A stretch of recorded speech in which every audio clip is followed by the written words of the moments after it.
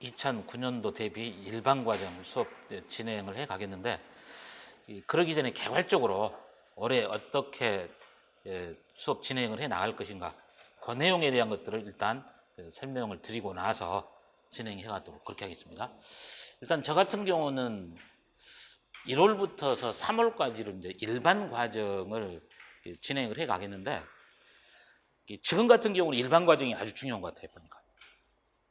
문제 수준들이 지금 작년도 같은 경우도 굉장히 문제 수준이 예전의 문제로 비교하자면 난이도가 많이 떨어진 걸로 보시면 되죠. 그래서 일반 과정이 그만큼 그래서 이제 중요하지 않나 그런 생각을 합니다. 이 기본 개념을 잘 알고 있어야만이 결론은 문제를 풀어 나갈 수 있는 그 내용이죠. 그래서 일반 과정을 1월 달부터 3월 달까지 진행을 해 나갈 텐데,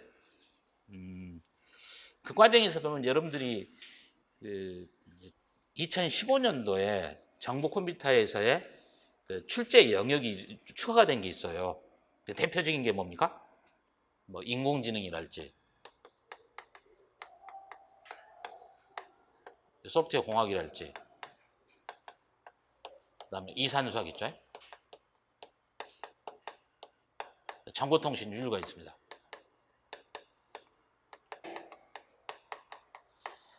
이제 4개 과목이 기존의 과목에서 2015년도에 추가를 시켰는데, 사실 근데 작년에서는 시험 출제가 안 됐죠.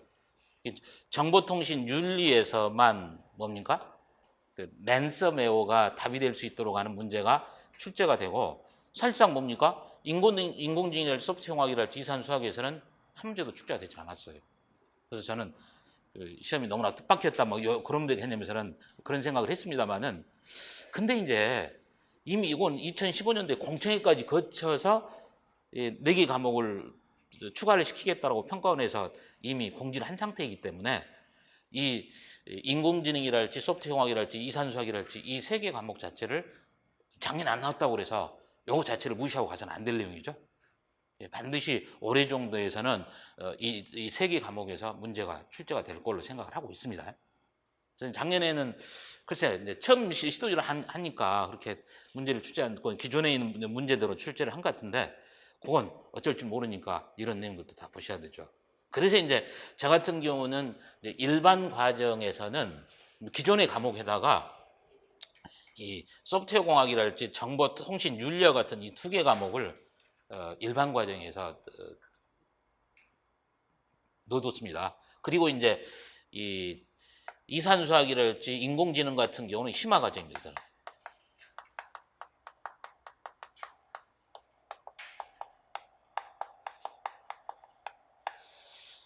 그래서 일반 과정하고 이제 심화 과정인데, 그러면 그 차이는 뭘까 얘긴데, 일반 과정이 기본적인 뭡니까? 개념을 주로 한다고 생각하면, 심화 과정 같은 경우는 이제 기본서들에서 이제 그 내용 자체를 깊이 있게 들어가는 거죠. 예를 들자면 컴퓨터 구조가 있다고 생각한다면, 컴퓨터 구조 같은 경우는 봐야 될 게 뭡니까? 컴퓨터 시스템 구조를 해서 뭡니까? 마노라고 하는 외국인이죠. 그분이 썼던 그 책자, 그 책을 보시면 돼요. 올해 한 문제 나왔던 것들도 거기에서 나왔던 내용들이죠. 그래서 이제 그런 심화 과정에서는 예를 들면 뭐 컴퓨터 시스템 구조에 관한 내용들을 압축해서 정리를 했달지, 데이터 통신 같은 경우 뭡니까? 교보문고에서 나온 데이터 통신과 네트워크라는 책자 있죠?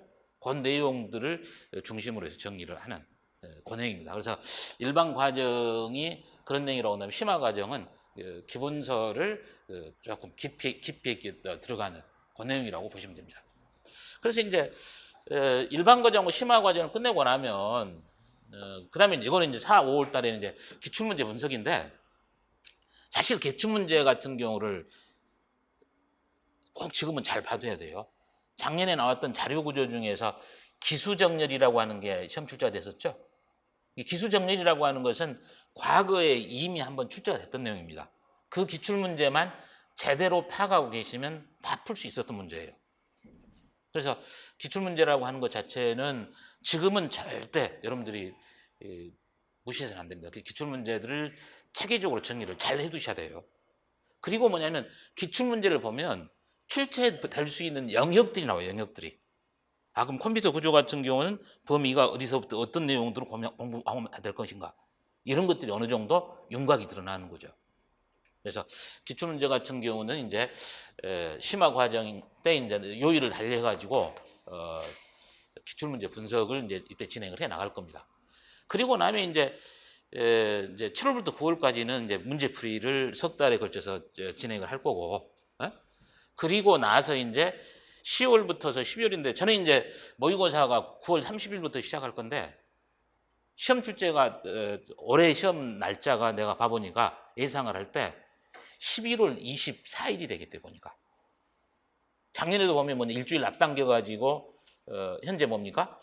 그 11월 말 토요일 날 시험 봤었죠? 올해도 마찬가지라고 생각합니다. 그 날짜가 11월 24일이에요. 여러분들도 11월 24일 날 시험이 치러지는 걸로 준비를 해 나가셔야 될 겁니다. 그러면 9월 30일부터 시작해야만이 모의고사를 8번에 걸쳐서 진행을 해서 하게 되면 딱 뭡니까? 맞게 됩니다. 그 일정들을 다 맞추어서 전체적인 뭡니까? 내용학에 대한 1년 커리큘럼은 이렇게 잡았습니다.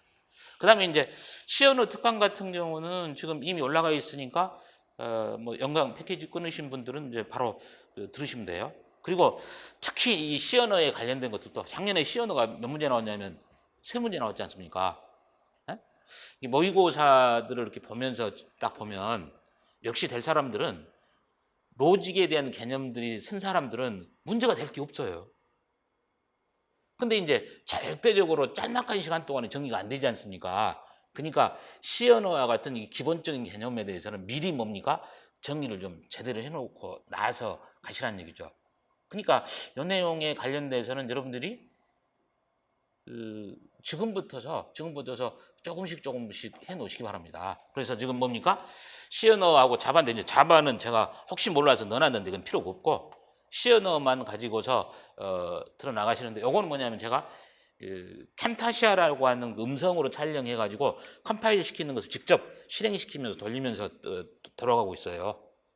그러니까 내가 말로만 설명하는 게 아니고 직접 코딩을 해 가지고 실행된 결과를 보여주고 이렇게 합니다. 그래서 혹시 제 카페에 가보시면 그 시언어에 관한 그 컴파일러인데 컴파일러는 뭡니까? 볼랜드 C++를 깔아가지고 에디트 플러스로 뭐 실행을 하고 있어요. 가장 가볍게 돌릴 수 있는 개념이니까. 그러니까 그 경우는 그 카페에 가보시면은 시언어를 어떻게 설치하고 설치하는 환경부터 실행하는 것까지 샘플이 올라가 있어요. 그걸 보시면 돼요. 그래서 카페는 뭡니까? 네이버에서 보면 진선 컴퓨터입니다. 진선 컴퓨터.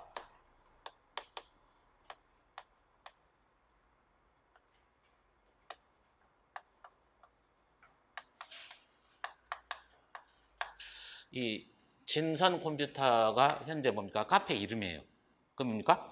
카페 네이버 점 진선 컴퓨터 이렇게 쳐야 됩니까?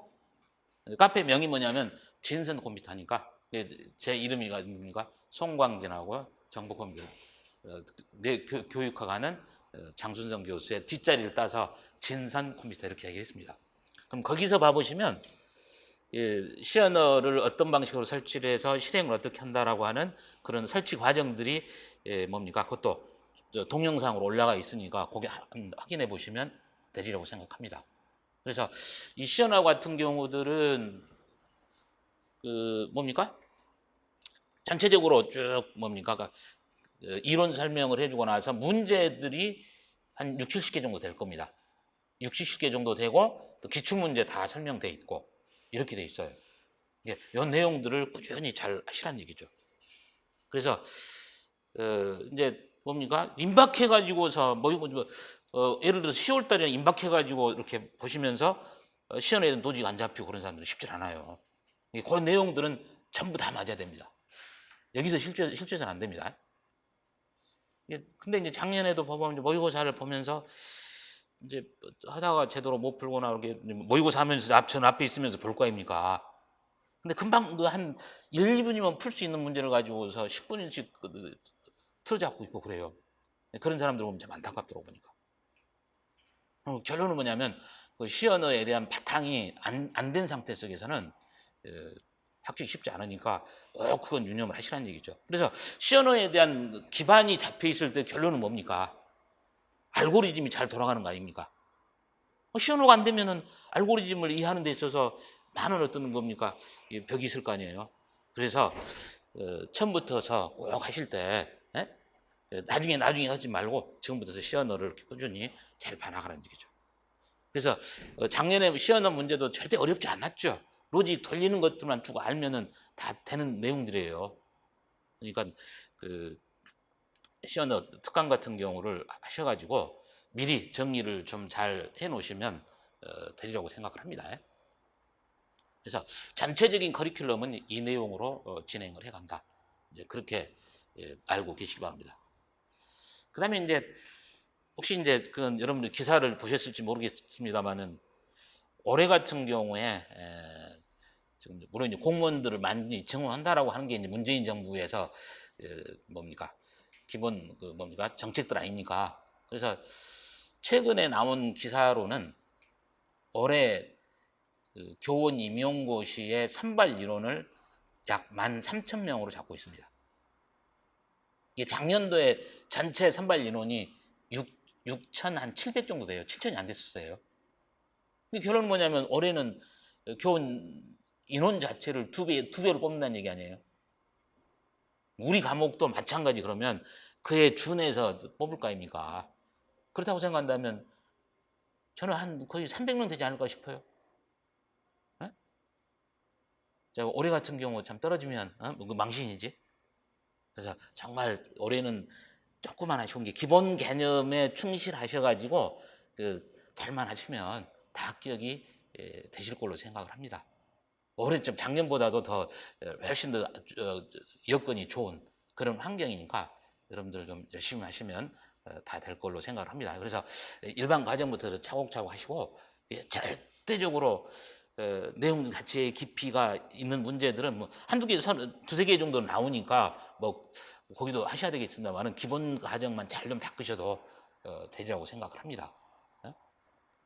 그리고서 이제 뭡니까 기출 문제 좀 잘 좀 정리하시고 뭐 시언어 봐주시고 뭐 이런 것들 몇 가지를 좀 담아서 하시고 하여튼 제가 그 스터디 할 때 가서 제가 따로 다시 한번 말씀을 드리겠습니다. 어떤 것에 초점을 맞춰서 집중을 해라 이렇게 이제 이야기를 해드리겠습니다. 자, 그럼 이제 강의 들어가도록 하겠는데 강의 들어가는 것은 이제 그 책에 나온 순서대로 갈 겁니다. 지금 뭐냐면 오늘 논리회로 들어갈 거고 그 다음에 컴퓨터 구조 있고 그렇죠? 그래서 이 순서대로 진행을 해 나가도록 그렇게 하겠습니다.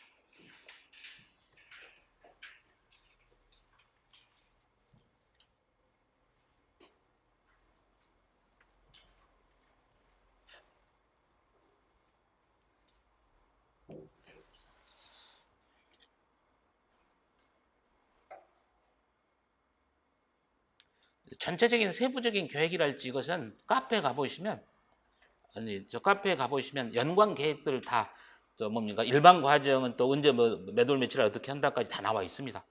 그거 뭐 살펴보시면 더 알 수 있으라고 생각합니다. 자, 오늘 책 8페이지 펴보시기 바랍니다. 불대수하고 논리회로에 관련돼서는 작년 문제로 보자면 2점짜리가 하나 출제됐죠? 2점짜리 출제가 됐었는데 이런 기본적인 일반 과정의 개념만 딱 알면 바로 풀 수 있는 문제예요. 자, 그래서 이제 우리가 이제 불대수에서 기본 정리식들이 나와 있죠. 불대수 식들이 나와 있는데 이런 경우는 수학적인 경우하고 다른 경우가 뭐냐면 컴퓨터 같은 경우는 0과 1에 의해서 모든 연산을 하지 않습니까? 그런 반면에 일반 수학에서 같으면 0부터 9까지 10진수를 가지고서 처리를 하는 거죠.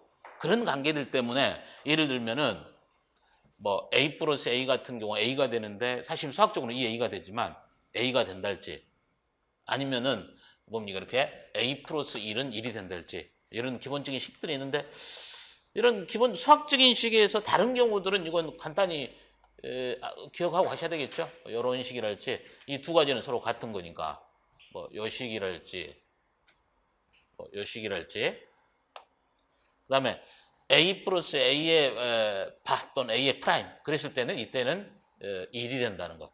그 다음에 A의 프라임은 0이 된다는 거. 그 다음에 이제 9번째에서 보면은 이 식들이 있죠. A 플러스 BC라고 돼 있죠.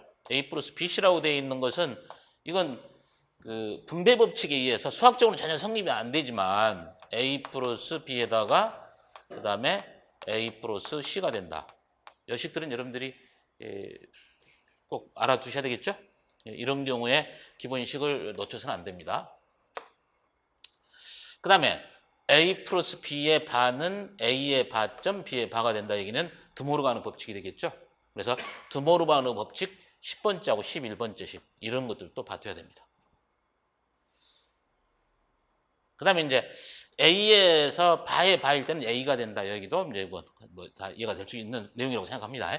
그래서 이제 이런 기본적인 정의식을 가지고서 내용을 순서를 좀 바꿔서 하겠습니다. 그래서 이제 그러면 이제 이런 기본적인 식을 가지고서 간소화시킬 수 있는 방법을 먼저 봐둬야 되겠죠. 그래서 그 내용을 먼저 보겠습니다. 다음 페이지, 저기 10페이지를 보시기 바랍니다. 이 내용을 설명해 놓고 나서 카르노프 도표는 순서를 바꿔 설명합니다.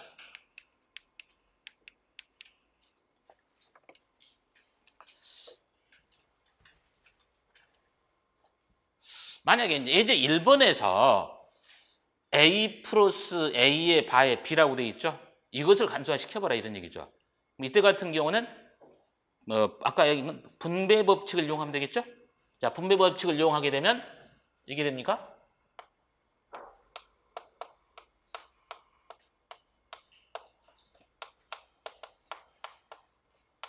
이게 되겠죠. 그러면은 다시 이제 분배 법칙을 이용해서 A 플러스 A의 바에다가 A 플러스 B가 되고, 그럼 다시 A 플러스 A의 바는 아까 1이 됐죠? 1이 됐으니까 최종적으로 얻어지는 식 같은 경우는 A 플러스 B가 된다. 이렇게 봐두시면 되겠죠.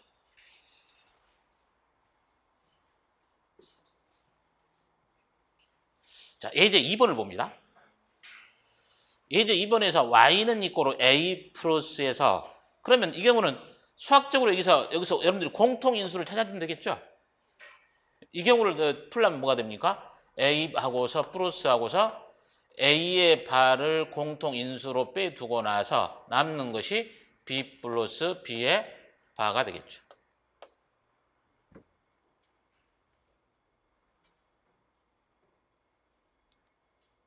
그럼 여기서 봐보면은 B 플러스 B의 바는 다시 뭐가 됩니까? 1이 되겠죠. 1이 되니까 여기서 남는 것은 A 플러스 A의 바가 되겠죠. 다시 A 플러스 A 바는 간소화를 시키면 1이라고 간소화가 되겠죠. 그래서 앞에 나와 있는 기본적인 정의식을 이용해서 이렇게 간소화를 시켜 나가시면 되겠죠. 자, 그렇다면 예제 이제 3번을 보겠습니다. 예제 3번 같은 경우에서는 세 개 항에서 공통인수가 A가 나와 있죠. A가 나와 있으니까 이때는 A에다가 B 플러스 C에다가 플러스 B의 바에다가 C의 바입니다. 그럼 여기서 이제 하나 꼭 주목해서 봐둬야 될 것은 이제 어떤 식을 이용하면 되냐면 드모르가누 법칙을 하나 이용하면 되겠죠. 이게 다시 말하면 여기에서 B의 바점 C의 바는 B 플러스 C의 전체 바가 되겠죠? 그럴 거 아닙니까? 여기는 이 식은 다시 하자면 A에다가 B 플러스 C에다가 플러스 B하고 플러스 C의 전체 바. 이게 되는 거죠. 그럼 여러분들이 봐보시면 이거죠. B 플러스 C에다 플러스 B 플러스 C의 바라고 되어 있는데 여기를 그럼 만약에 B 플러스 C라고 하는 것을 X로 한번 놔봅시다. B 플러스 C를 X로 넣자면 X 플러스 X의 바가 되지 않습니까? 그럼 이건 뭡니까? 1이나 같은 거죠. 근데 여기도 마찬가지죠. 그러니까 B 플러스 C에다가 플러스 B 플러스 C의 바라고 하는 것은 2나 같은 거죠. 그래서 최종적으로 얻어지는 것은 A가 된다. 얘기입니다.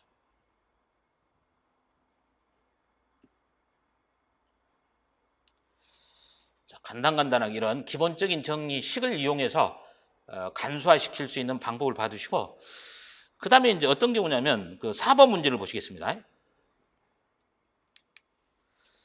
이런 식 같은 경우도 물론 이제 여기에 이제 기출이 되진 않았습니다만은 이런 형태로 문제를 풀 수 있도록 하는 문제가 출제된 적이 있어요.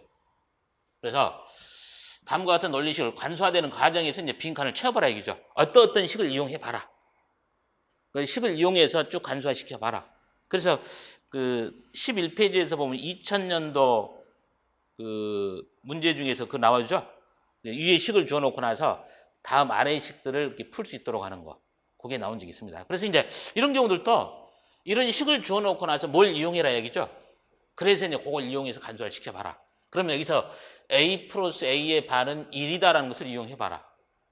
그럼 이제 이건 어떤 식으로 이용할 건가를 잘 판단해 보면 되겠죠. 그래서 여기입니다, 여기.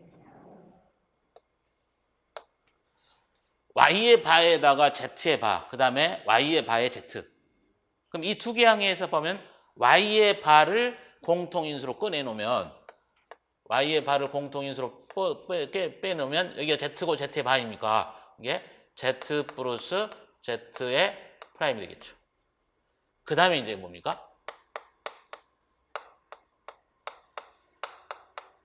이렇게 되겠죠. 그럼 여기서 A 플러스 A의 프라임 1이라는 것을 이용하게 되면 요거 남는 것은 Y의 프라임이 되고 플러스 X에다가 Y의 프라임 플러스 X의 프라임의 Y. 이게 될 거 아닙니까?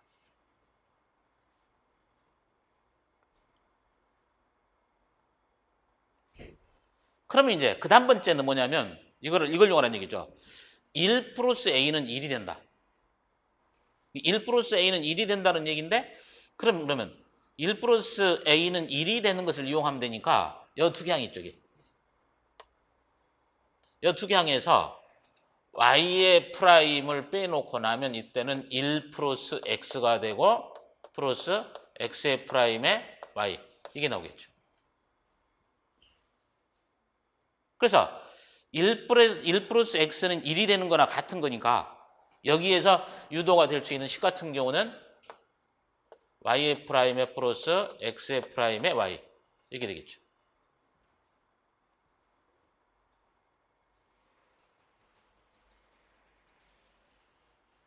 그러면 이제 여기서는 네 번째에서 이제 분배 법칙을 이용하라는 얘기죠. 이 분배 법칙을 이용해 봐라. 이게 A 플러스 BC는 A 플러스 B, A 플러스 C다.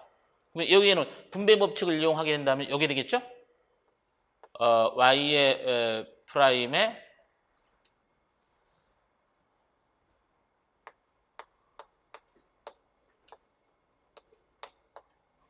Y의 프라임의 플러스 Y. 이게 나오겠죠?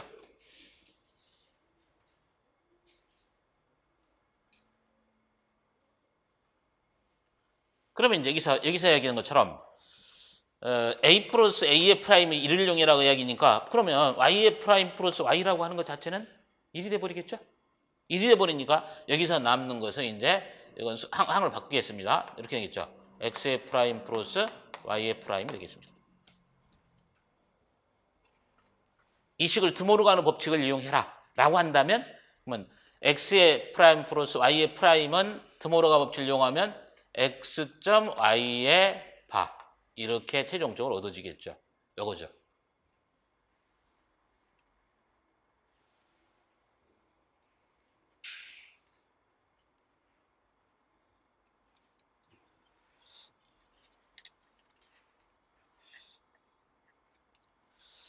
그 다음에 11페이지에서 그 기출문제를 봐봅시다. 예전에 나왔던 기출문제이긴 합니다만은 한 번씩 봐두셔야죠.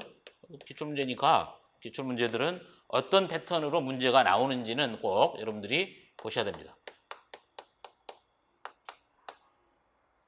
11페이지에서 이제 처음에서는 안 해두고 여기다 이제 당시에 이렇게 해놓고 나서 공란으로 놔뒀어요.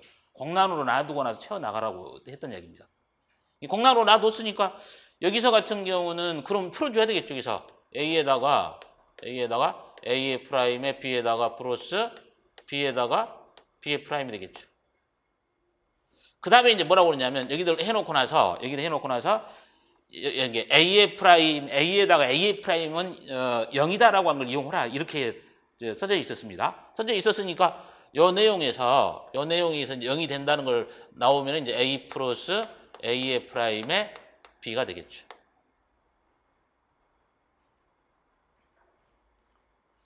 그럼 그다음에 이제 여기서 나온 이 식에 의해서 A는 이꼬르 A 플러스 AB를 이용해라. 이런 얘기죠.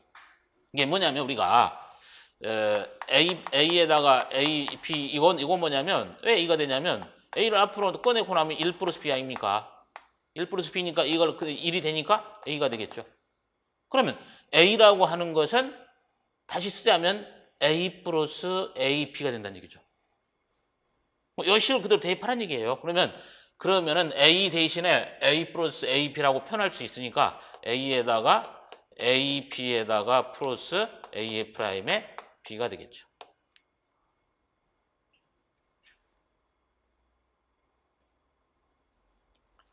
그 다음에는 이제 뭐라고 했습니까? 거기서 A 플러스 A의 프라임은 1을 이용하라 그랬죠? 1을 이용하라 그랬을 때는 A가 있고 그 다음에 플러스하고서 A 플러스 A의 프라임의 B 이게 되겠죠. 그래서 A 플러스 A의 프라임이 1이 되니까 최종적으로 얻어지는 것은 A 플러스 B가 됩니다.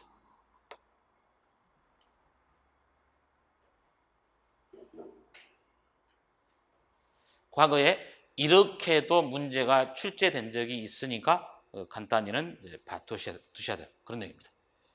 그래서 이제 부울대수에 관해서 이제 정리식을 가지고서 이제 간소화를 시켰습니다만은 이제는 카르노프 도표 같은 것을 이용해서 봐주셔야 되겠죠.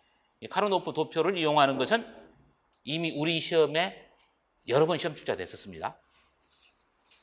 자, 다시 9페이지로 옵니다.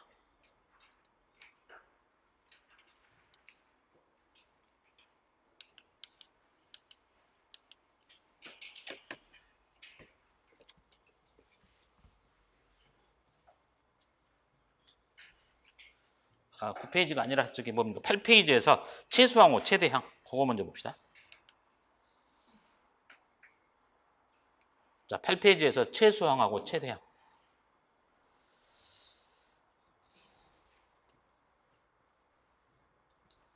이제 최소항이라고 하는 것을 민텀, 최대항을 맥스텀 이렇게 표현하죠.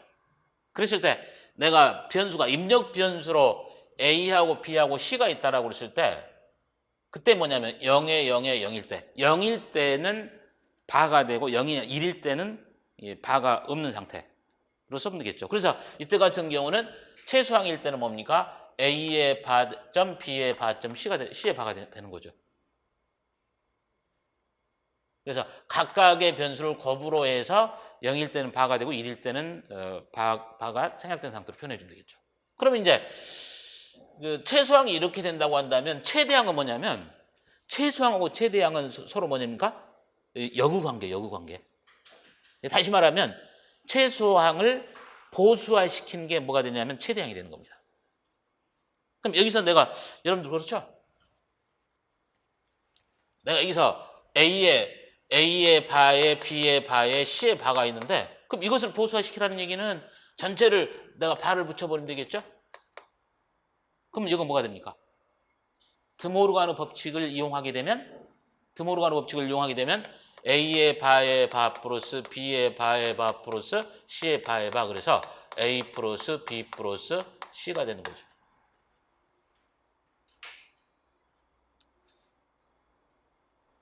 이게 최소항하고 최대항은 이게 최대항을 보수화시키면 최소항이 되는 거고 최소항을 보수화시키면 최대항이 되는 거고 서로 반대 관계 있다라고 보시면 되겠죠? 자, 그러면 여기죠. 만약에 내가 0에 0에 1일 때 같은 경우는 A의 바점, B의 바점 1이니까 C가 되겠죠. 이걸 보수화시키니까 A 플러스 B 플러스 C의 바가 되겠죠. 자, 그러면 나머지 경우들은 여러분들이 쭉 봐나가시면 다 이해가 될 거 아닙니까? 그래서 마지막 1에 1에 1일 때 같은 경우는 A, B, C가 되는데 이걸 보수화시키면 A의 바 플러스 B의 바 플러스 C의 바가 되겠죠. 그래서 이제 우리가 최소항일 때하고 최대항일 때를 이제 나누어서 보시면 되겠고 그래서 이제 최소항을 가지고서 합으로 표현한 게 다시 곱해주옵니다. 최소항을 가지고서 합으로 표현한 게 논리곱의 합이 되겠죠. 논리곱의 합. 이게 전부 다 이게 뭡니까? 이게 최소항이라는 것은 이건 최소항이라고 하는 것은 논리곱이죠. 최대항은 뭡니까? 최대항은 논리합이 되겠죠. 최소항은 논리곱이 되고 최대항은 논리합이 된다는 얘기예요. 그래서 논리곱의 합이 되는 게 sum of product입니다. 반면에 논리합의 곱이 되는 것이 product of sum이 되겠죠. 그래서 그 다음으로 갑니다. 여기서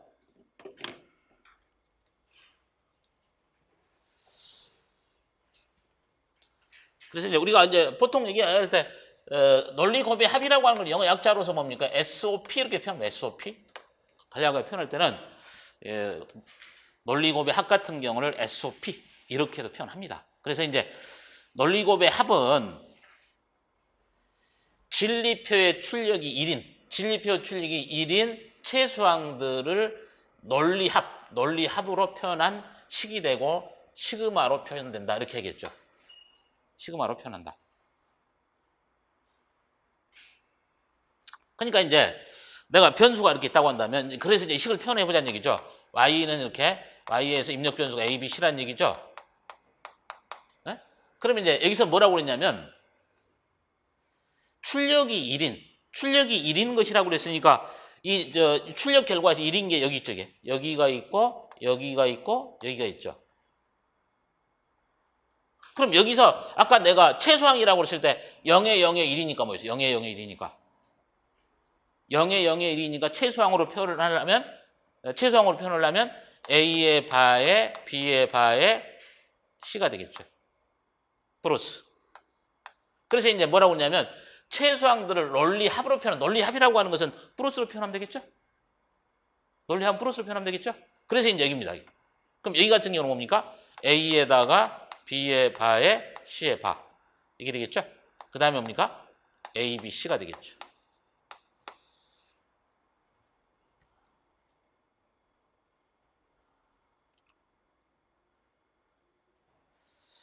그래서 이제 여기에 대한 기호를 표현할 때 최소항을 기호로 표현할 때 최소항이니까 최소항을 표현할 때 M자를 쓰는데 소문자로 M을 써요. 소문자 M을. 그래서 여기가 뭡니까? M에 0, M에 1, M에 2, M에 3, M에 4,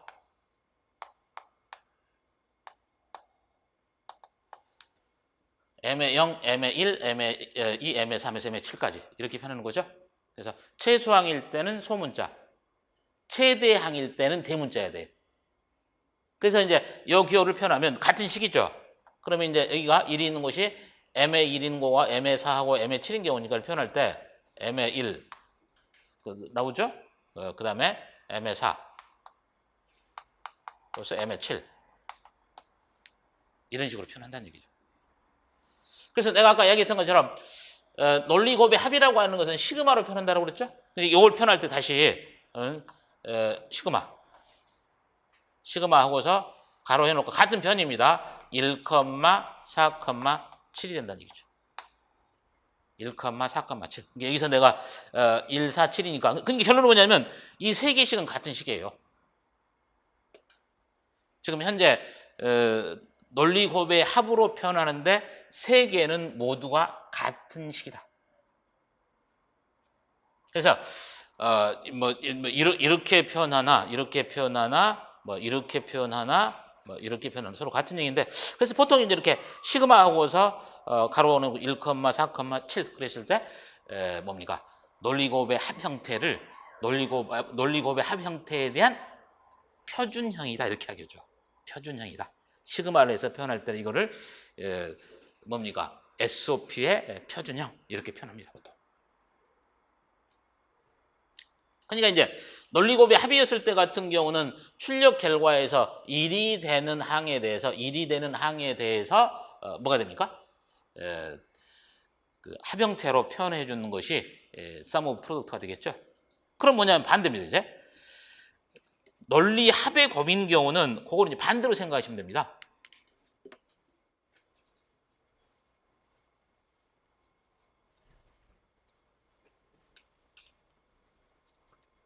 그래서 이제 이때는 이제 뭡니까? POS 이렇게 표현합니다. 그래서 이제 합의 논리 합의 곱은 게 진리표 출력이 이제 반대로 제로가 돼야 돼. 제로가 0이 되는 경우에 대해서 최대항으로 표현하는 것을 논리 곱 형태로 표현한 것으로서 기호는 파이자를 씁니다. 그러니까 여기서 그렇죠. y의 a, b, c일 때 같은 경우는 반대로 이제 여기가 뭐냐면 논리 합의 곱 형태일 때는 0인 경우만 가지고서 여기죠. 그걸 뭘로 표현해라? 최대항으로 표현해라. 최대항으로 표현하라고 그랬으니까 여기가 뭐예요? 최대항이니까. 요걸 가지고 최대항으로 표현하면은 A 플러스 B 플러스 C가 되겠죠? 네? 그러니까 각각을 뭘로? 각각을 논리 곱이라고 그랬으니까 플러스가 아니라 점이 되겠죠? 도트가 되겠죠? 그렇게 되겠고 그 다음에 A가 뭡니까? A 플러스 B의 바에 플러스 C. 그 다음에 여기가 뭡니까? A 플러스 B의 바에다가 플러스 C의 바. 이런 형태로 그 책에 나와 있는 대로 표현해 주면 되겠죠. 그래서 이 경우는 0에 대한 것을 표현하고 있다. 그런 얘기죠. 그래서 이제 아까 최소항일 때는 소문자 M의 0, M의 1 그랬습니다만은 최대항일 때는 반대입니다. 대문자로. 여기가 라즈 0, 라즈 1, 라즈 2 하고서 라즈 7까지 이렇게 표현해 주면 됩니다. 그럼 이제 이걸 가지고서 같은 형태로 표현해 보자면 그럼 뭡니까? 라지 0, 0하고서 점이죠? 라지 m의 2, 라지 m의 3 이런 식으로 표현해 주면 됩니다.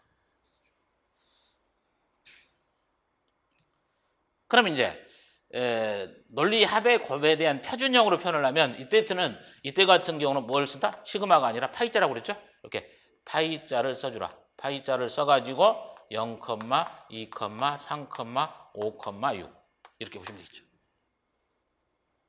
명확하게 SOP하고 SOP하고 POS 같은 경우는 명확하게 구분되죠?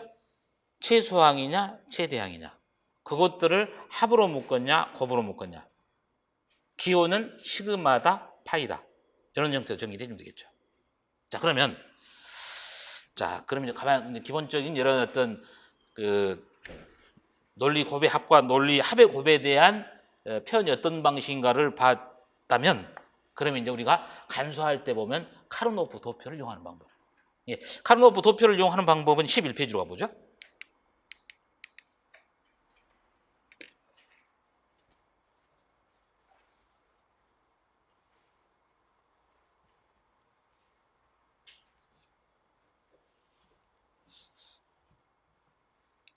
그래서 이제 카르노프 도표를 이용하는 것은 간소화를 시킬 수 있도록 하기 위한 하나의 표라고 생각하면 되겠죠.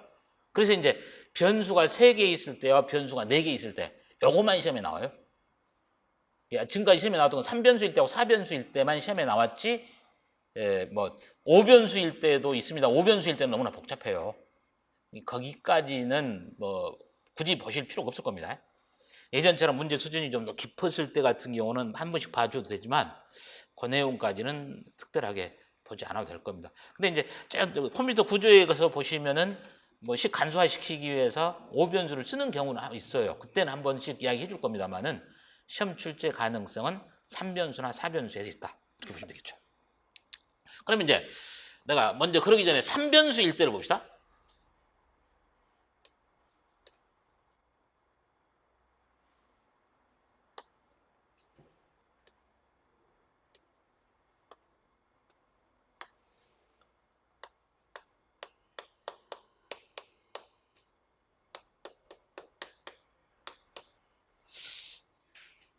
이렇게 변수가 있을 때 행으로는 이제 A가 되고 열로는 뭡니까? B입니다. 그래서 순서가 나올 때 00, 01, 그 다음에 이 순서가 10이 아니라 11, 10으로 서로 바뀌어야 됩니다.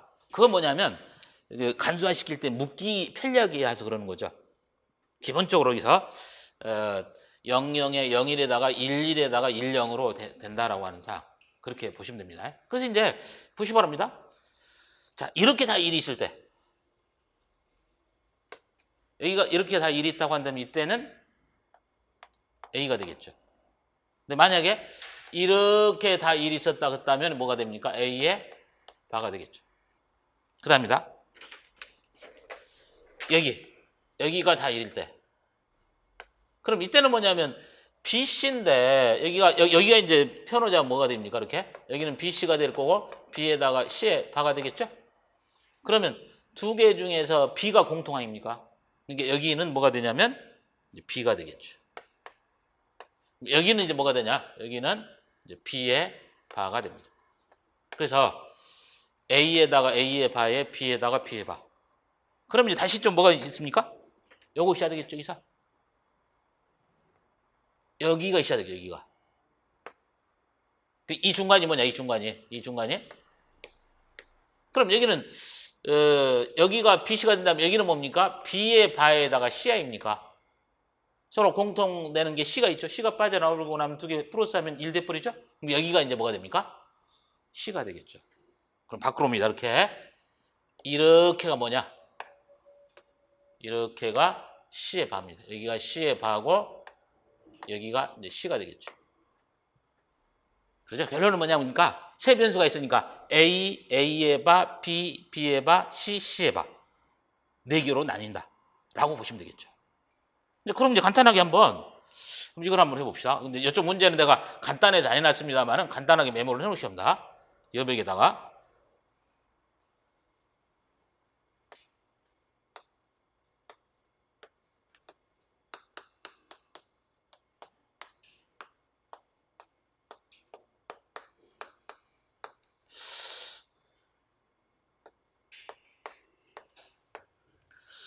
이렇게 있다라고 했을 때 이것에 대한 간소화된 식을 구해봐라. 이렇게 나올 수 있겠죠. 그러면 내가 여기에 있는 것처럼 묶는데 항상 카르노프 도표를 묶어 나갈 때는 하나, 그 다음에 두 개, 네 개, 8개. 이게 다시 말하면 카르노프 도표에서 묶어 나갈 때는 2의 0승계, 2의 1승계, 2의 2승계, 2의 3승계입니다. 2의 0승이 1이죠? 2의 1승이 2죠? 2의 2승이 4죠? 2의 3승이 8이죠. 그러면 뭐냐면 묶어 나갈 때 중첩이도 상관이 없다는 얘기죠. 여기서 같은 경우 이게 하나 묶이겠죠. 이게. 묶이고 이게 하나가 나면 이걸 하나로만 묶어버리면 안 되죠. 왜냐하면 간소가 덜 되는 겁니다. 이게 반드시 중첩이 돼도 상관이 없다. 그래서 하나를 이렇게 묶고 그 다음에 이렇게 묶어주게 되면 여기가 뭐가 됩니까? C가 되죠? C에다가 플러스. 그럼 여기는 뭐냐? 여기는 아까 내가 여기가 뭐라고 했습니까? 여기 다 있는 게 A라고 그랬죠. 이게 A라고 그랬죠? 여기 다 있는 게 뭐라고 했습니까? B라고 그랬죠? A하고 B의 교집합이죠? 그래서 여기 같은 경우는 A, B가 되겠죠. 자, 그래서 C 플러스 A, B가 됩니다.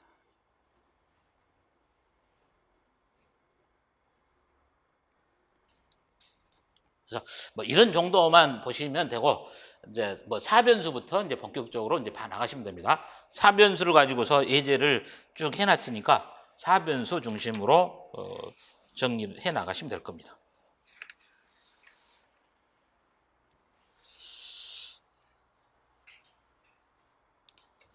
이제 4변수일 때는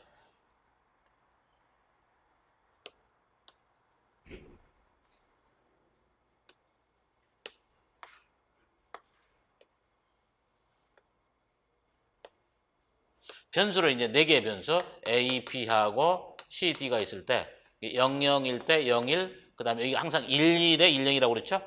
그 다음에 00에다가 01에다가 11에다가 10 이게 되죠.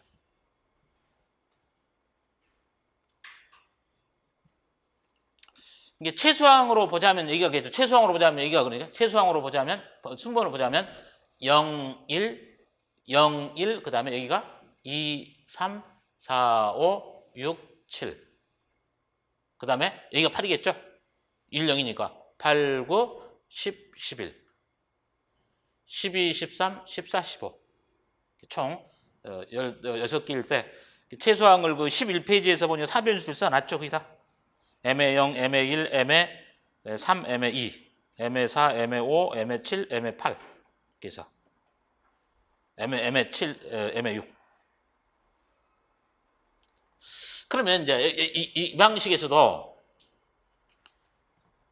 여기가 뭐냐면 여기가 다 1이 있을 때 이때는 A의 바가 되겠죠? 여기가 다 있으면 A가 되겠죠. 여기가 다 있으면 이렇게 다 있게 된다면 B가 될 거고 이렇게 B가 될 거고 이렇게 밖으로가 있을 때는 B의 바가 돼요. A의 바, B 바. 그러면 이제 만약에 여기가 다 1 있을 때 같은 경우 이때는 뭐가 됩니까? 이때는 C가 될 거고 여기가 다 있을 때 같은 경우는 C의 바가 될 거고 그러니까 C의 바죠. 그러면 이제 여기가 있습니다. 여기가 다 있게 된다면 이때는 이제 D가 되겠죠? D가 될 거고 이렇게 밖으로 있게 되는 것은 D의 바가 됩니다. 그러니까 A 바, B의 바, C의 바, D에다가 D의 바. 이렇게 4개 변수로 가지고서 바일 때가 바가 아닐 때를 딱 구분을 시켜놓으면 되겠죠. 몇 가지를 하나 해봅시다. 그럼 만약에 내가 이렇게 일일이 있다. 이렇게 일일이 있더라. 이때 같은 경우는 이제 이렇게 묶이지 않습니까? 이렇게 묶여지는데 여기는 그럼 뭐가 되냐면 이렇게 있을 때 뭐가 되죠? B죠. 가운데로 이렇게 있을 때가 D가 되겠죠. 그래서 이 식 같은 경우는 B, D가 맞겠죠. 근데 만약에 내가 이렇게 일일이 있을 때 네 귀퉁이가 일일이 있을 때 같은 경우는 여기서 봐보면은 이렇게 있는 게 B의 바입니까? 이렇게 있는 게 D의 바입니까? 그래서 이때 같은 경우는 네 귀퉁이에 있는 거, 네 귀퉁이니까 이겁니다. 이때 같은 경우는 바로 B의 바에 D의 바가 된다. 이런 얘기죠.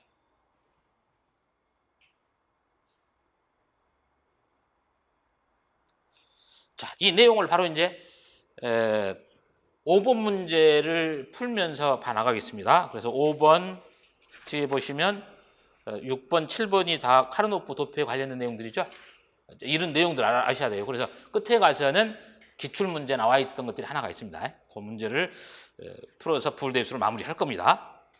그러면 이때 같은 경우에 지금 뭡니까? 간소화된 카르노프를 보고서 논리식을 구해봐라겠죠? 간소화된 논리식이라고 보시기 합니다.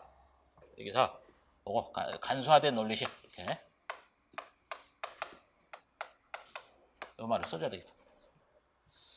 그러면 여기서는 이렇게 하나 묶이면 되겠죠? 여기는 이렇게 하나 묶이면 되겠죠? 그 다음에 여기는 이렇게 묶이면 되겠죠?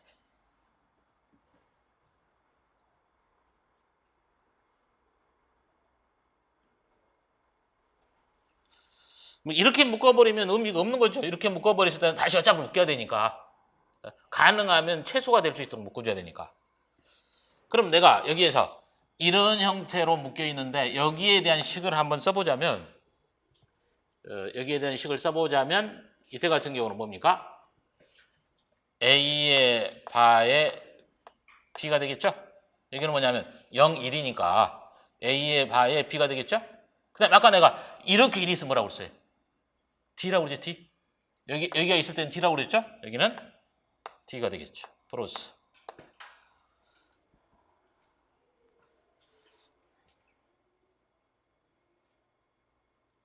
그 다음에 여기가 밖으로 이 2개 있는 거죠. 이 2개 있는 건데 여기는 A, B, 1,2입니까? 그러니까 이때는 A, B죠.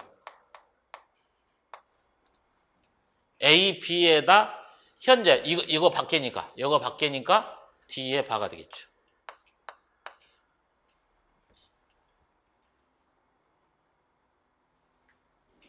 그다음 여기입니다. 이때 같은 경우는 여기가 1, 0이라고 돼 있으니까 A에다가 B의 바가 될 거고 그다음에 여기로 다 모여 있는 거 이쪽이 뭐가 됩니까? 아까 C라고 그랬죠. 그래서 여기가 C가 되겠죠.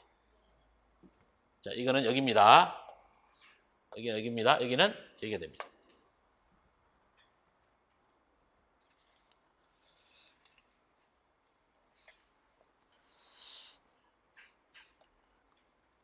자, 그다음에 이제 6번 같은 경우 이런 내용을 또 이제 주목해서 봐줘야 됩니다.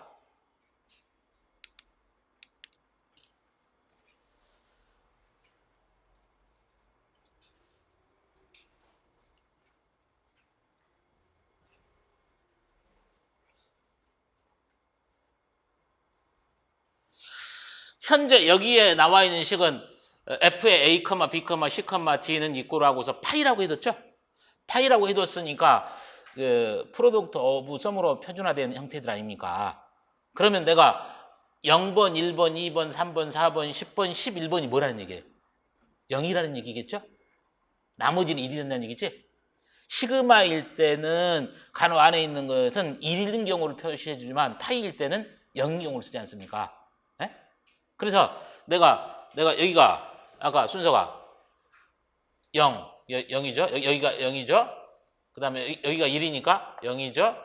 그 다음에 여기가 0이죠? 그 다음에 여기가 0이 되고 여기가 0이 되겠죠. 그 다음에 10, 11이 뭐냐면 10, 11이 어디입니까? 10이 여기죠, 10이. 10이 여기가 되고 그 다음에 11이 여기가 되겠죠. 그러면 이렇게 총 7개가 0이 되고 그럼 나머지는 뭐가 된다는 얘기예요? 1이 된다는 얘기겠죠? 나머지는 여기가 1이라는 얘기예요.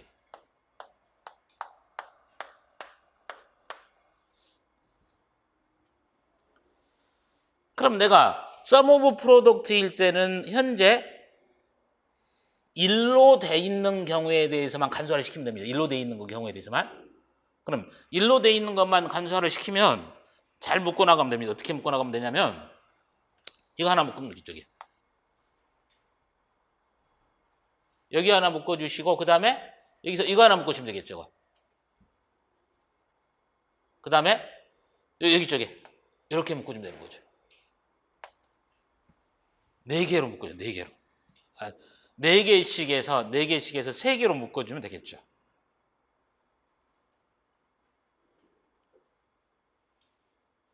자, 그러면 이제 sum of product일 때 같은 경우는 이렇게 1인 것을 묶어가지고 F는 이꼬로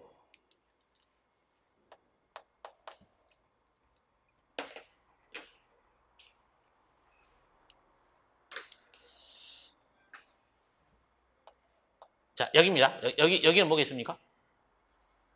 이렇게 갈까? B라고 그랬죠? 이렇게가 C라고 그랬죠? B, C죠. 아까 여기 가운데는 아까 B, D라고 그랬죠? B, D. 자, 여기입니다, 여기.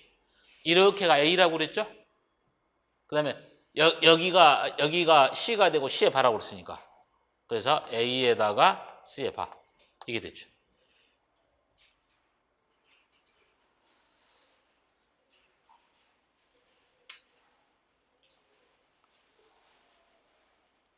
근데 이제 여기서 프로덕트 오브 썸으로 간소화를 시켜봐라. 여기가 문제겠죠? 그럼 프로덕트 오브 썸으로 간소화를 시켜봐라 그러면 0을 가지고 먹어. 0을 가지고 똑같이 먹는데 문제는 뭐냐면 이 sum of product처럼 sum of product로 구해가지고 보수화를 시켜버리면 프로덕트 오브 썸이 되겠죠? 항상 보수한 게 있으니까. 그래서 이렇게 한다고 여기서 F의 반은 해놓고 그럼 이제 여기서 0을 가지고서 묶어주면 요거 하나 있죠, 이거. 이렇게 하나 묶을 거 하나가 있고 그 다음에 여기 쪽에 여기 하나 묶을 거 있죠. 그다음에 묶을 게 하나가 더 있죠? 여기 2개. 이 얘를 묶어주면 되게. 그럼 현재 0으로 표현되어 있는 이 식을 그대로 sum of product처럼 뭐 먼저 계산을 해요. 그랬다고 해서 보수화를 시켜버리면 됩니다. 그럼 뭐냐면 여기 빨갛게 되어 있는 4개가 뭐가 되냐면 이때가 A의 바에 B의 바가 되겠죠. 플러스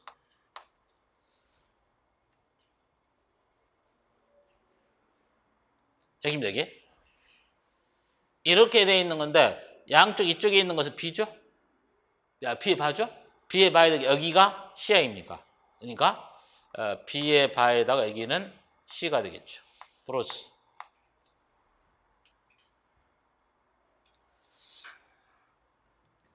그럼 여기입니다. 이게 여기는 뭐냐면 여기가 A의 반입니까? 여기가 A의 바고 여기가 뭐냐면 C의 바에 D의 반이에요. C의 바에 D의 바니까 여기가 저기 두 개는 A의 바에다가 C의 바에 D의 바 이게 나옵니다.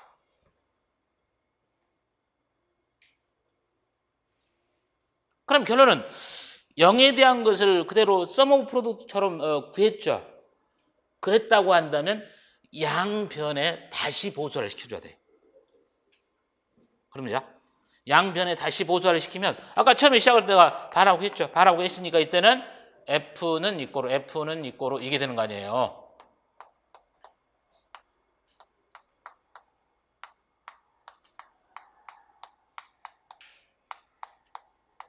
여기서 이렇게 전체를 이렇게 바시키는 얘기예요.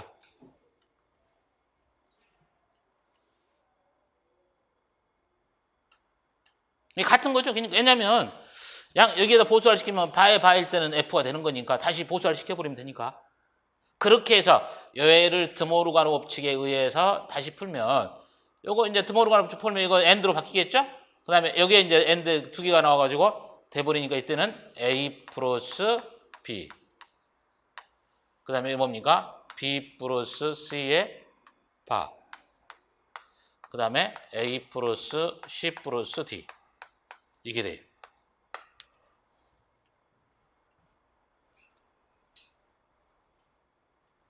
최종적으로 프로덕트 오브 썸으로 간소화된 식일 때는 이 식이 됩니다.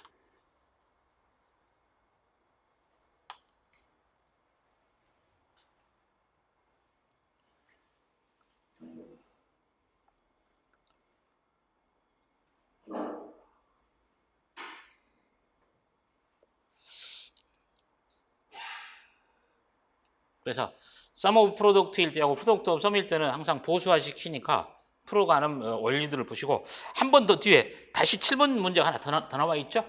이걸 또 한번 봐보도록 합니다.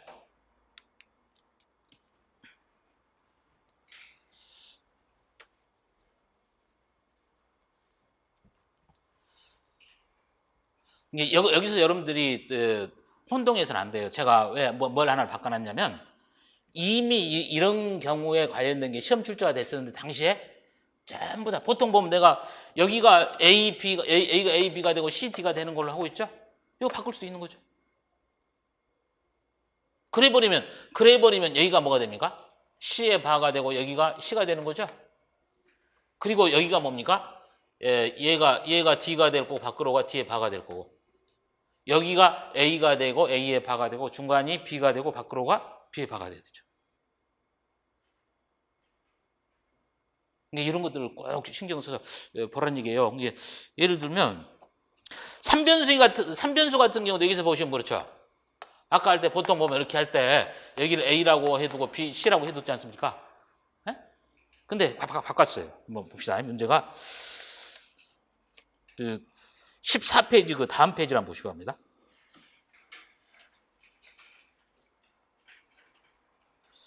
카르노프 도표에서 해놓을 때 카르노프 도표에서 12-1에서 보면 전부 다 A하고 BC로 보고 이걸 안 본다는 얘기예요. 안 보는데 거기 것은 뭐라고 됐어요? A가? 이걸 먼저 풀고 갑시다. 여기서 C에다가 여기서 A, B라고 해뒀잖아요. 네?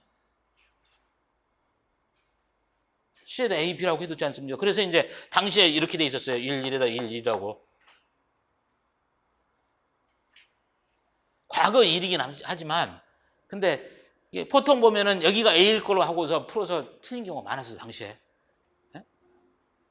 그래서 그런 것들 꼭 신경 써야 되겠다라는 생각을 해주는 겁니다.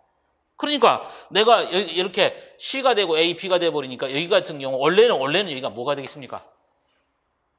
여기가 A가 되고 B, C가 됐을 때 그럼 이때는 이제 여기가 A에다가 B의 바가 되겠죠. 그 다음에 여기가 이제 A의 바에다가 B 이게 되겠죠. 근데 이런 경우는 여기에 C로 변수가 나와 있기 때문에 여기가 뭐예요? 여기가 A에다가 A의 바에다가 C가 되겠죠? A의 바에다가 C가 될 거고 여기가 뭡니까? A에다가 C의 바가 되죠? 그래서 식이 뭡니까? 이 식이 되죠? 이게 되는 거 아니에요? 이 순서를 바꿔버리면 뭡니까? 식이 달라진다니까요? 그 점을 주의하라는 얘기예요. 그런 점을 주의해라. 그래서 이제 이것도 마찬가지 그런 방식이에요. 제가 여기를 C하고 A, B의 CD로 순서를 바꿔놓았던 것들이 그 관계를 혼동해서는 안 된다. 그 이야기죠. 그 다음에 이제 얘기죠. 우리가 D라고 표현했을 때, D라고 표현할 때는 이때는 뭡니까? don't care죠. don't care. don't care라고 하는 것은 기호를 뭘로 표시한다? X자로 표현하고 0으로 쓸 수도 있고 1로 쓸 수도 있는 거. 이런 경우를 don't care.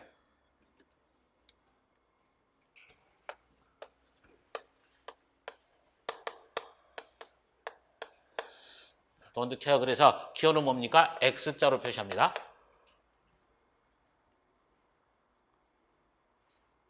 그럼 시그마로 돼 있으니까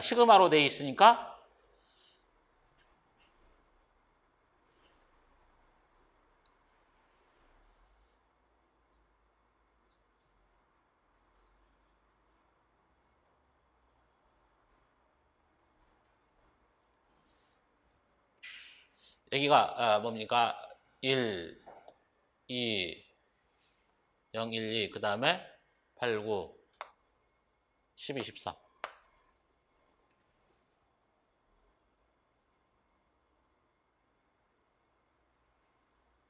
그 다음에 이제 10하고 11하고 14하고 15에서는 don't care죠? 여기가 don't care입니다.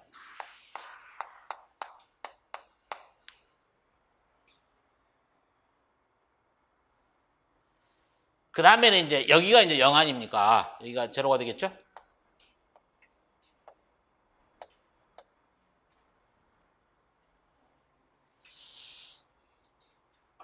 자, 이렇게 돼버리면은 이것을 다 보면 되죠? 이렇게 다 묶어버리고 그 다음에 뭡니까? 하나는 이제 이렇게 묶어주면 되겠죠? 이렇게.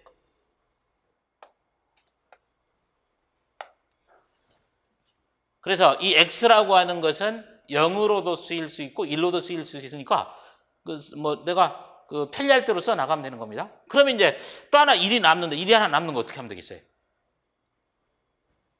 1이 남는 거. 이거죠, 이거. 이거하고 얘를 표현하면 되겠죠. 자, 그래서 F는 이꼴.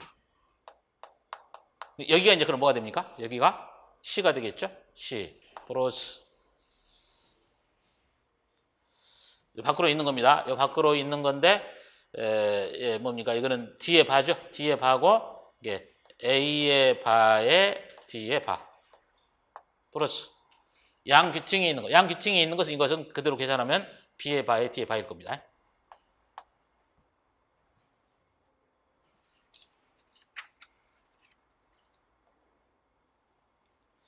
C 플러스 A의 바에 D의 바 플러스 B의 바에다가 D의 바 이렇게 표현됩니다. 그럼 이제 내가 sum of product는 이런 식으로 표현했다고 한다면 product of sum은 어떻게 할 건가? 그럼 이제 내가 0인 걸 묶어주면 되겠죠? 0인 걸 묶어주면 이렇게 0인 걸 묶어주고 여기 이렇게 0인 걸 묶어주고 나서 그럼 여기 아닙니까? 0, 0이 있는데 여기 양쪽 두 xx를 뭘로 보면 됩니까? 반대로 이때 0으로 쓰면 되겠죠. 이때는 이렇게 표현해주면 이렇게 묶어줌으로써 두 가지로 표현해서 쓸 수가 있겠다. 그래서 F에 관한 식에서 F의 반은 이꼬르 자 여기일 때가 A, B죠. 플러스 여기가 뭡니까? C의 바에다가 D겠죠. 양변을 다시 보수화를 시키면 F는 이꼬로 이때는 A의 바 플러스 B의 바, 그 다음에 C 플러스 D의 바가 됩니다.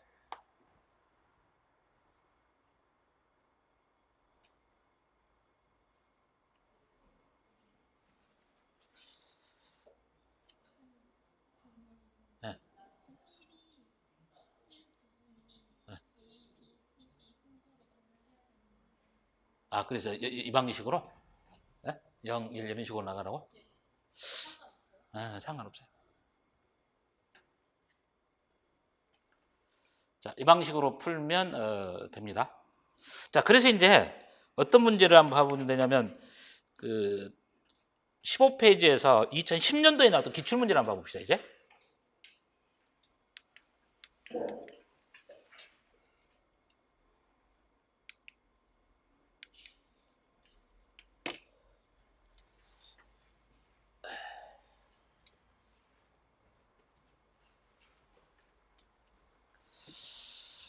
여기서 봐보시면 요걸 하나를 제가 틀리게 썼으니까 좀 수정 좀 하시기 바랍니다.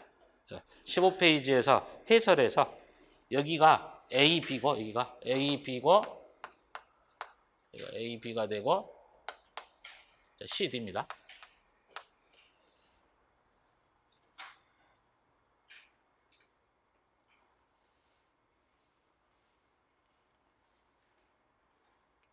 당시에 이제 객관식일 때 시험 출제가 됐었는데 지금 이제 내가 이렇게 식을 주어 놓고 나서 다음 중에서 간수화할 때 프로함수로서 이제 간수화 시킬 때 방법이 여러 가지 있을 거 아닙니까?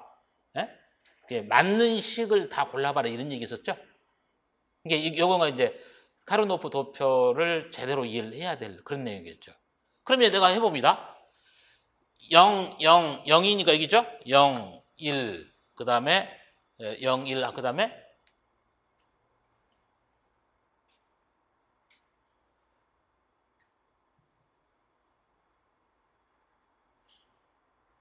아니구나. 0, 1, 그 다음에 2 있네요. 2 있고, 그 다음에 5, 7, 그 다음에 8, 9. 8, 9에다가 10, 11. 그 다음에 13, 15. 이거 되겠죠? 표시했을 때? 그러면 이제 이렇게 간소화를 시켰을 때 옳은 식이 뭐냐 이야기인데, 명확한 것은 아까 내가 설명했듯이 요거. 여애하고 여애는 간소화를 시킬 때 변함이 없죠.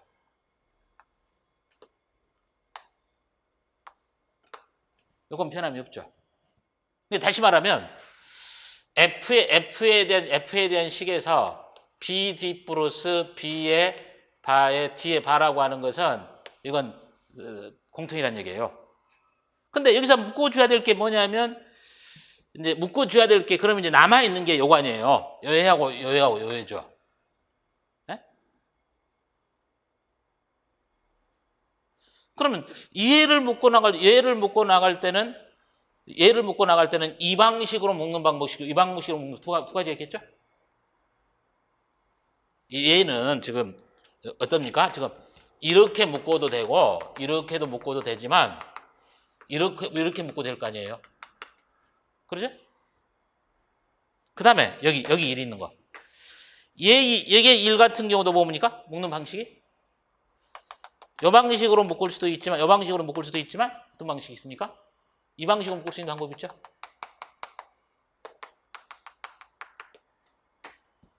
각각이 두 가지씩 있잖아요. 각각이. 그럼 이제 문제는 뭐냐면 내가 여기 두 개를 11로 묶었단 말이에요. 11을 이렇게 묶었단 말이에요. 이렇게 묶었다는 얘기는 거기가 뭐가 됩니까? A에다가 B에 바란 얘기죠.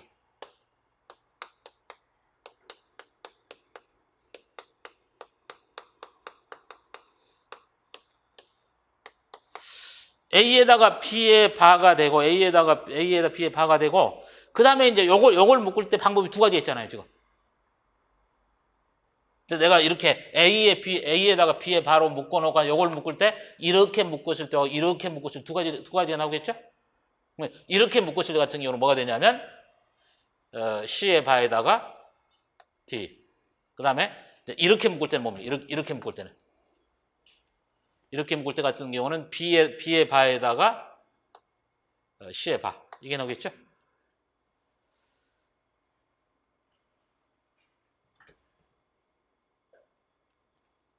그럼 내가 이렇게 묶어 놓고 나서 이렇게 묶어 나서 얘가 이렇게 나올 수 있고 이렇게 나올 수 있겠죠? 그 다음에 다시 또 하나.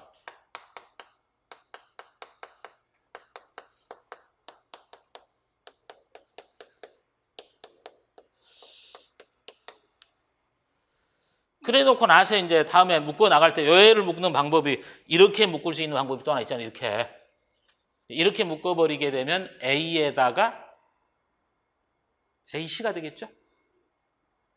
자, 이렇게 묶어놓으면 AC가 될 거 아닙니까? AC가 아니라 AT죠? AT가 됐을 때, 그 다음에 이때는 이제 뭡니까?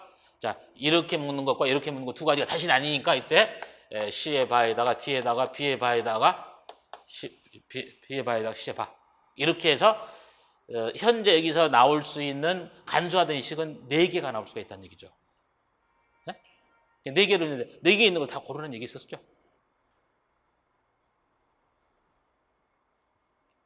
그래서 앞에 있는 이 2개하고 여기에 있는 일이 묶는 방법이 2가지 방법이 있으니까 각가지 방법을 다 세면 똑같은 간소화된 식으로 서로 다른 식이 4가지가 나올 수가 있다는 얘기예요. 거기를 여기서 다 골라봐라. 이런 내용이 객관식 때 나왔던 문제예요. 사실은 객관식 때 나왔던 문제가 지금 주관식 때보다 문제가 훨씬 더 어려웠습니다. 당시 같은 경우 워낙 인원도 적게 뽑고 그러니까 상대적으로 문제가 어렵지 않았나는 생각을 합니다만은 하여튼 객관식 때 나왔던 문제들도 좋은 문제들이 많으니까 잘 봐보시고 사실 아까 기수정렬 같은 것들 있죠? 기수정렬 같은 거 할 때 같은 경우도 객관식 때 시험 출제가 됐었죠. 그래서 작년에 거의 비슷하게 문제가 나오지 않았습니까? 한 10분 정도만 하고 쉬는 시간 갖겠습니다. 자, 그 다음에 이제 8번, 9번 문제를 풉니다.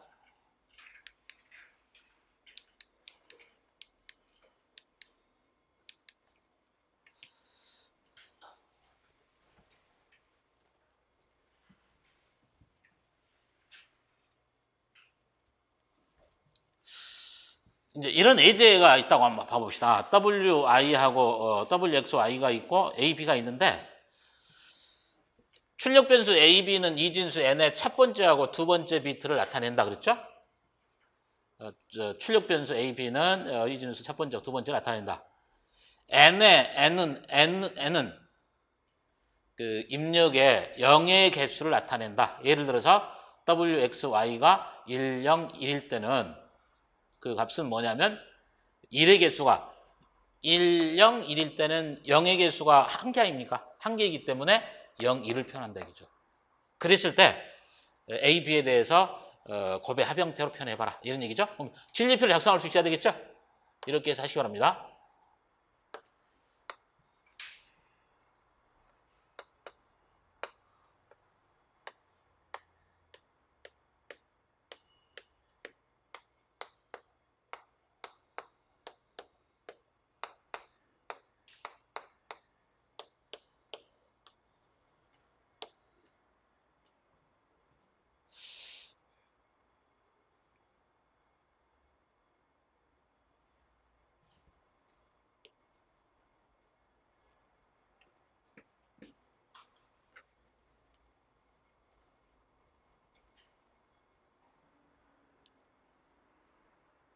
그럼 여기서 봐보시면 0의 개수를 세서 여기 A, B 값으로 쓰라는 얘기죠. 그러니까 0의 개수가 3개 아닙니까?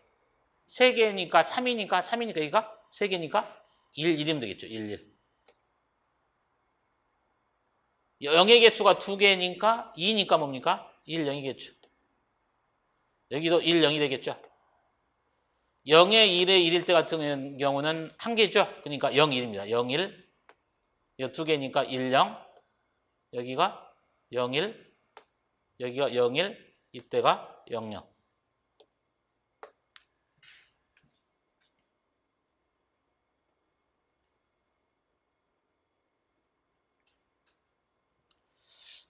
그러면 이 변수에서 A, B에 대해서 카르노프 도표를 작성을 해서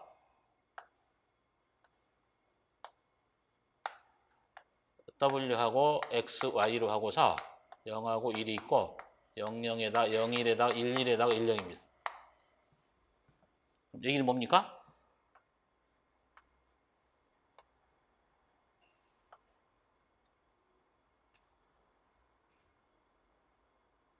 되겠죠? 여기서 1, 1, 1이니까 1에 1에 1이겠죠? 그 다음에 여기니까 1이 되겠죠. 그래서 A에 대한 식은 자 이렇게 묶으면 W의 바에다가 X의 바입니다.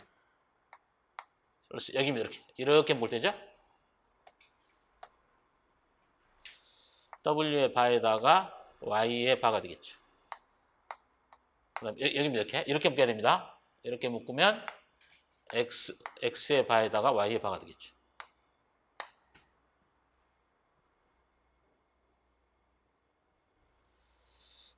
자, B에 대한 겁니다.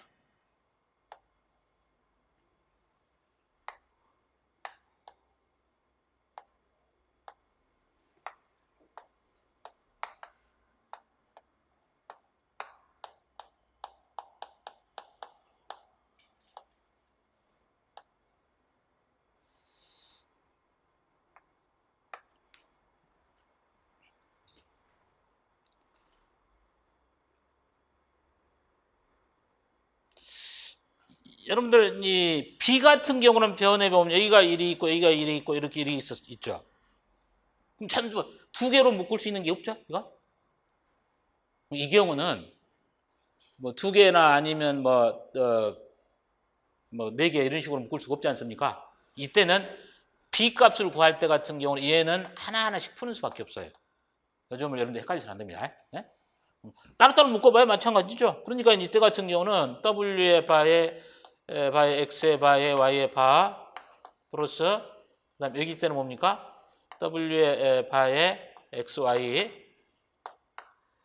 여기입니다. W에다가 X의 바에 Y W에다가 X에다가 Y의 바 이게 나오죠.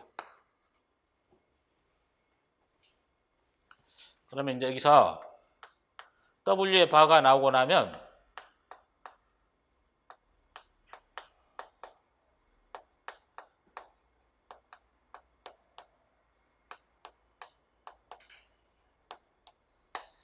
이렇게 나오죠?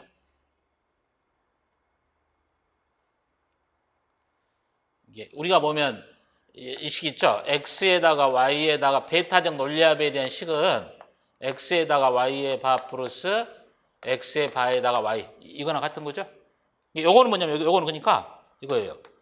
W 바에다가 X하고 Y 베타적 논리합에 대한 보수화된 형태입니다. 여기가 뭐냐면 W에다가 이거예요.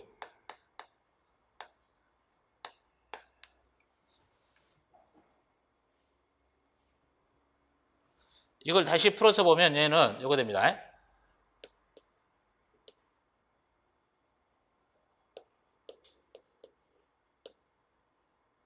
이렇게 보수화되어 있는 거죠. 이 식은 요거랑 같아요. 베타적 부정 논리합에 대한 식은 이겁니다.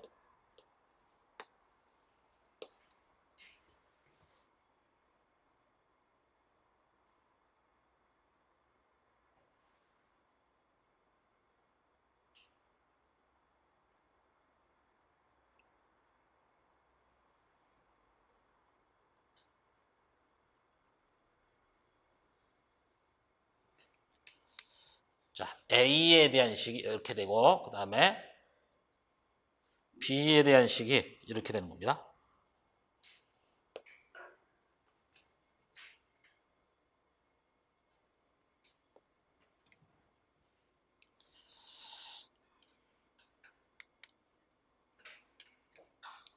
자, 9번 문제죠.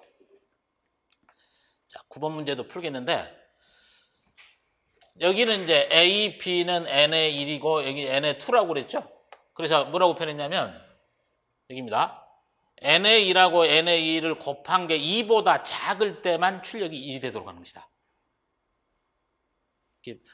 말이 되는 의미를 좀 잘 살펴봐야 됩니다.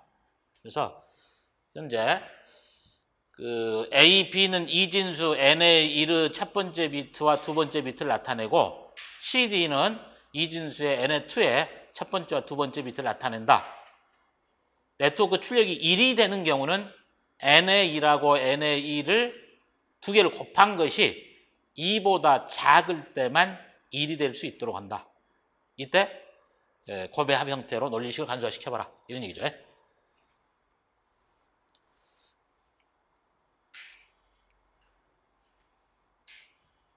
이때 같은 경우는 4변수가 돼야 되겠죠? 이때는 이제 4개 변수입니다.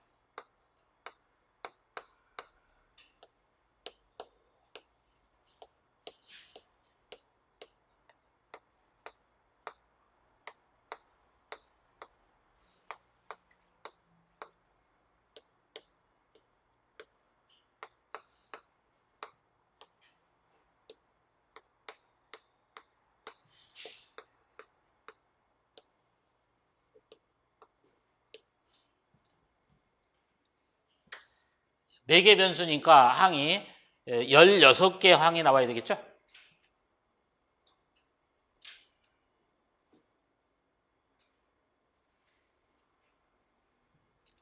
그럼 내가 여기서 얘가 n의 1이란 얘기예요. 얘가 n의 1이 되고 얘가 n의 2란 얘기예요.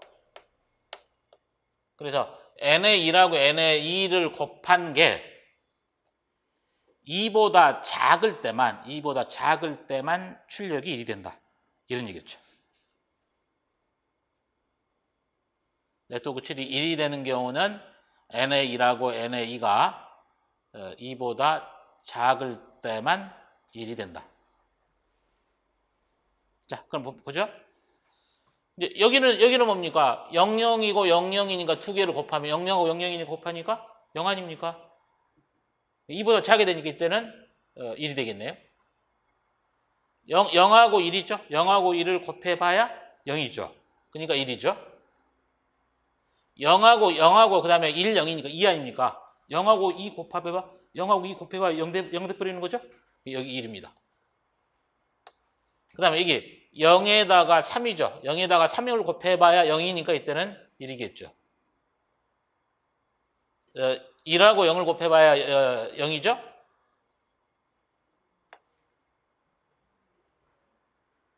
그 다음에 1하고 1을 곱하니까 1이죠. 1하고 1을 곱하니까 1이죠. 이때도 1입니다. 그 다음에 이때는 이제 여기가 2가 되고 그 다음에 1이 되고 2가 되죠. 1하고 1을 곱하면 2 아닙니까? 작다는 얘기, 2보다 작다는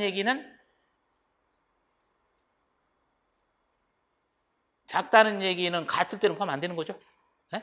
우리가 작다 이거나 하면 작거나 같다 이렇게 표현하는 거니까 작다일 때는 이게 2니까 이때는 2가 돼버리니까 이때는 0이 되겠죠.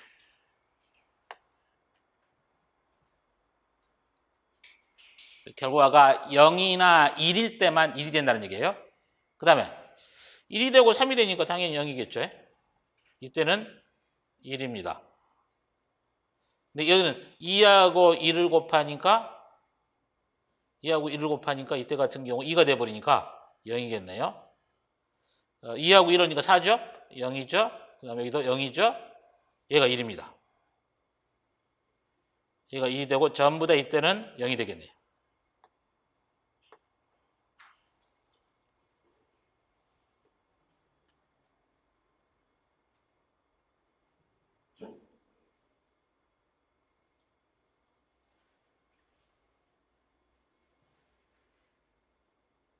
n의 1하고 n의 1을 곱한 게 2보다 작다는 얘기는 0하고 1이 될 때만 1이 되고 나머지는 전부 다 0이 되는 그런 경우로 보시면 되겠습니다. 이제 이걸 가지고서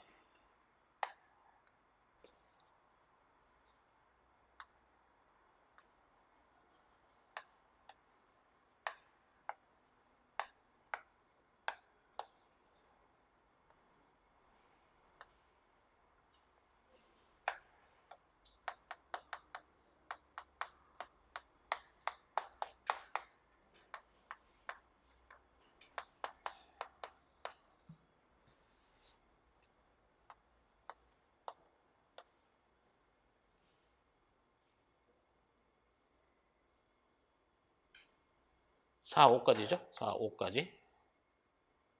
6, 7 됐고 8, 12.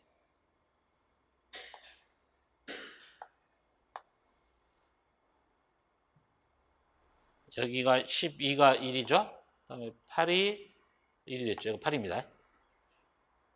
그리고 나머지는 전부 다 0이죠? 그러니까 하나, 둘, 셋, 넷, 다섯, 여섯, 일곱, 여덟. 하나, 둘, 셋, 넷, 다섯, 여섯, 일곱, 여덟.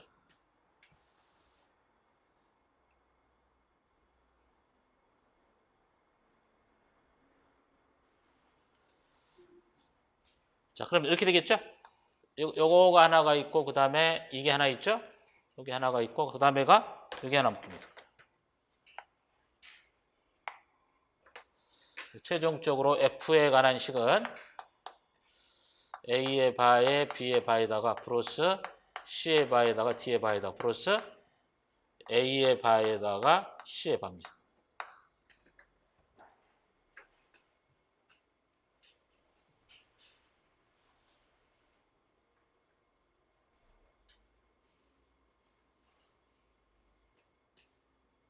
현재 여기서 나오는 식은 이렇게 나온다라고 하는 것들을 보면 되겠죠.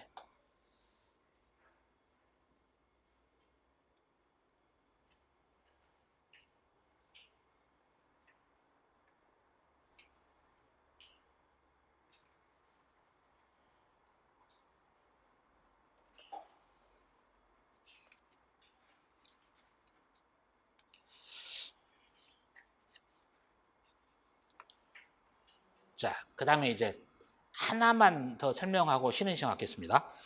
14페이지에서 보면 컨센서스 항으로 간소화시키는 게 있죠. 이 내용은 이제 여러분들이 뭐 그렇게 중요한 내용은 아니에요. 이쪽 내용이 뭐 시험에 나올 내용은 아니지만 우리가 불대수로 간소화시킬 때 원리니까 뭐 개념 정도만 간단히 알아두란 얘기예요. 그래서 우리가 간소화시킬 때 그냥 불대수식으로 간소화하는 방법이 있고, 그 다음에 카르노프 도표로 간소화하는 방법이 있고, 컨센서스 항으로 간소화하는 방법이 있어요. 그래서 이제 이 컨센서스 항으로 간소화시키는 방법은 일반적인 논리회로 책자들 보면 다 소개돼 있어요. 근데 절대 어려운 개념이 아니에요. 뭐냐면 간소화시킬 때 하나 요령이니까 여러분들 개념으로 한번 봐봐요. 그 중간식에서 봐보면 요거 나오죠. x, y에다가 플러스 x의 바에 z에다가 플러스 yz라고 나오죠. yz라고 나오죠. 그럼 여기서 컨센서스 항이 뭐냐, 어떤 거냐면 이거죠. 이 두 개 항이 있죠? 두 개 항에서 x하고 x의 바가 서로 보소가 되어 있지 않습니까? 내가 여기가 x가 있고 x의 바가 있죠. 그러면 x하고 x의 바가 보수화가 되는 나머지 yz에 관한 항이 여기서 만들어져 있지 않습니까? 이렇게 x하고 x의 바가 보수화가 돼 있고 나머지 항으로 곱항을 하나 형성하고 있는 항, 이걸 컨센서스 항이라고 합니다. 이 컨센서스 항은 간소화, 이게 뭡니까? 논리식에서 제거를 해도 상관이 없어요. 이 식은 제거를 해도 상관이 없다는 얘기죠. 왜 제거를 해도 상관이 없냐면 여기를 한번 봐봅시다, 여러분들.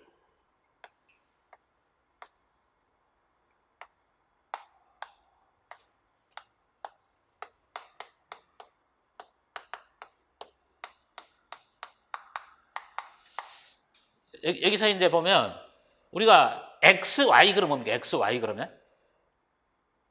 x, y 그러면 x, y 그러면 이게 1, 1이죠? x의 바의 z는 이거죠. 여기가 xy고 x의 바의 z는 여기가 x의 바의 z 1이라 여기 아닙니까? 네? yz는 뭐야? yz는 이 양 아니에요, 이 양. 그럼 내가 이것을 카르노프 도표로 간소화시키려면 이렇게 묶어버리고 이렇게만 묶어버리면 이 식이 나오는 거 아니에요? 네? 그럼 yz라는 항은 현재 항에 흡수가 되어 있는 항이에요. 그러니까 제거를 해야 되죠. 이게 이제 컨센서스 항으로 정리를 하는 겁니다. 이게 간단한 원리니까 이게 두 변수만 가지고서 서로 보수화가 되고 나머지 항이 딱 만들어져 있으면 그거는 생각이 된다는 얘기예요. 이건 카르노프 도표로 써서 보면 다 적용됩니다. 내가 이거 세 개 항을 가지고서 간소화를 시켜보면 이건 필요가 없지 않습니까? 그게 뭐냐? x하고 x의 바가 보수화가 돼 있을 때 나머지 두 개의 항으로 곱항을 형성하고 있는 것을 컨센서스 항이다. 이렇게 얘기합니다. 그럼 내가 볼까, 여기서 컨센서스 항이 이제 뭐겠어요?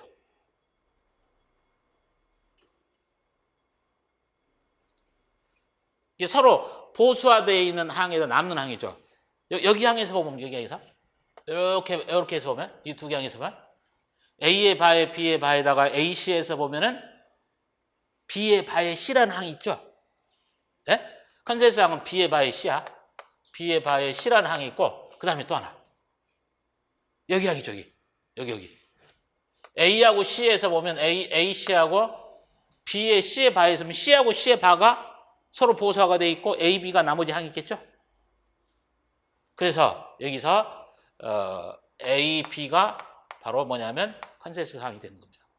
이게 이 두 개의 항은 제거를 해야 된다. 두 개 항은 제거를 해서 간단하게 간소화가 되면 A의 바에 B의 바에다가 플러스 AC에다가 그 다음에 B에다가 C의 바 이렇게 돼요.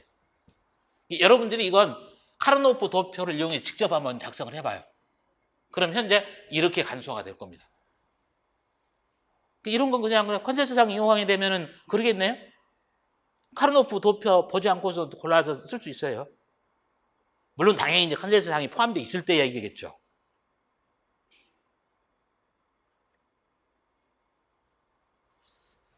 자, 이렇게 해서 나오는 컨센서스상이 이게 되고 이렇게 해서 나오는 컨센서스상이 이게 된다라는 사항을 이해해서 보시면 됩니다. 그러면 이제 내가 이 최대항으로 표현된 이식을 볼게요. 최대항으로 표현된 이식. 여기도 보면 컨센서스상이 뭐냐면 이게 논리곱의 합일 때만이 아니라 논리 합의 곱일 때 같은 경우도 마찬가지예요. 이렇게 해서 보면 바로 A하고 A의 바가 보수화가 되어 있고 BC가 남아있죠. 그래서 컨센서스상이에요. B 플러스 C가 컨센서스상입니다. 이 항은 제거를 해서 A 플러스 B에다가 A의 바 프라임 플러스 C 이게 돼. 아직 뭐 컨센서스상이라고 하는 게 시험 출제가 되거나 그러진 않았어요. 간단하게 컨센서스상 그런 정도 개념도 있구나 뭐 이런 식으로만 이야기해 두시고 뭐 제가 판단했을 때는 뭐 이렇게 시험에 나올 만한 뭐 그런 내용은 아니지만 간단하게만 여러분들이 보시면 되라고 생각합니다. 그래서 여기까지 해서 부울대수에 대한 개념은 다 끝났네요. 그래서 이제 부울대수에 관한 개념은 이 내용만 여러분들이 다 정리하시면 돼요. 더 이상 다른 정리할 거 없습니다. 나중에 이제 뭡니까? 문제 풀이 때 가가지고 부울대수에 관한 다양한 심오한 풀 수만 있으면 되는 거고 나머지 설명들은 다 포함되어 있는 개념이니까 여기 안에서만 잘 소화를 시키라는 얘기죠. 기출된 문제도 다 포함되어 있고. 자, 그래서 쉬는 시간 갖고 나서는 조합 논리 하랍니다. 쉬는 시간 갖습니다.